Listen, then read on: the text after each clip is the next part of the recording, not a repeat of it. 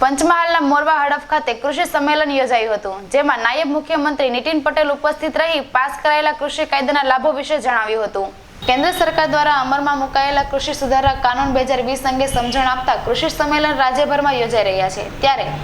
મોરવા હડફ ખાતે પંચમહાલ, દાહોદ અને મહીસાગર જિલ્લાના ખેડૂતો માટે સંયુક્ત રીતે યોજાયેલ આ સંમેલનમાં મંચ પરથી નાયબ મુખ્યમંત્રી શ્રીએ ખેડૂતોના હિતમાં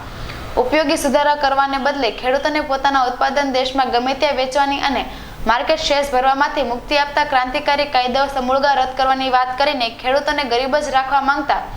દેશ વિરોધી તત્વોથી વાતોથી ભોળવાઈ ન જવા જણાવ્યું હતું।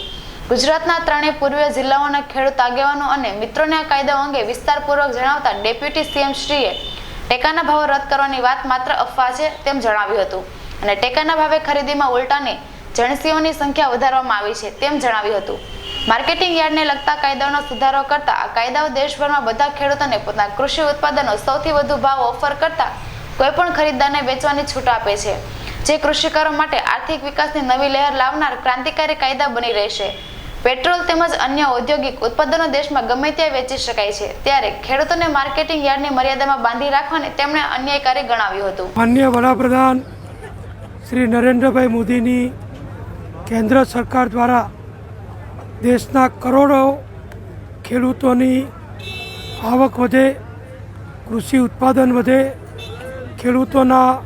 ઉત્પાદનની પૂરતી કિંમત, વ્યાજબી કિંમત એમને પ્રાપ્ત થાય અને દેશના ખેડૂતો સમૃદ્ધ બને એ માટે અનેક પગલાઓ જે લેવામાં આવ્યા છે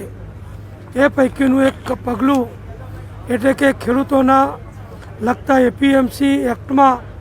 અને અન્ય કાયદાઓમાં સુધારા કરવા માટેનું જે બિલ લોકસભાએ, રાજ્યસભાએ બહુમતીથી પસાર કર્યું, માનનીય રાષ્ટ્રપતિજીએ જેને મંજૂરી આપી એ ખેડૂતલક્ષી, દેશલક્ષી કાયદાનો વિરોધ કેટલાક વિસ્તારના ખેડૂતો ગેરમાર્ગે દોરાઈને અથવા તો ખોટી સમજથી પ્રેરાઈને રાજકીય પરિબળોના કારણે જે વિરોધ કરી રહ્યા છે। રિપોર્ટર ગણપત મકવાણા, પંચમહાલ।